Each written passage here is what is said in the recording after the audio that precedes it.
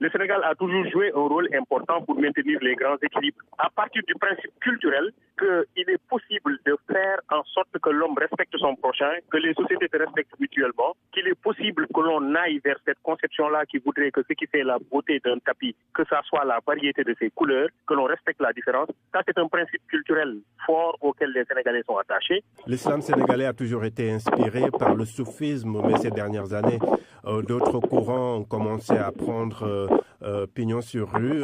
Est-ce que cela est une source d'inquiétude pour vous? En réalité, vous avez raison de le dire, l'islam au Sénégal a toujours été un islam soufi. La pratique islamique se faisait essentiellement au niveau des confréries, attachées à la philosophie de l'imam Malik, qui mettait essentiellement l'accent sur l'idée que l'individu doit développer l'ascétisme religieux, se détacher le plus possible des plaisirs mondains, ne pas s'intéresser aux problèmes qui traversent l'univers de façon matérielle, mais plutôt mettre l'accent sur la tension de l'âme, sur la tension de l'esprit. Aujourd'hui, on a noté de plus en plus des jeunes qui ont été formés dans les universités, dans certaines universités arabes, qui reviennent avec une nouvelle version, avec une nouvelle lecture de l'islam.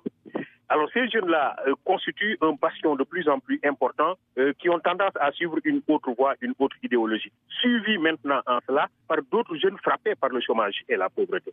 Et c'est à ce niveau-là qu'ils ont tendance à recruter. Et c'est là où il y a aujourd'hui la nécessité de mener, si vous voulez, un travail de sensibilisation et d'éducation pour éviter le développement d'un foyer qui s'oriente vers un islam radical.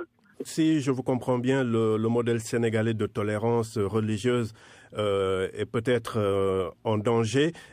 Quelle est la solution? Elle ne peut pas être que militaire.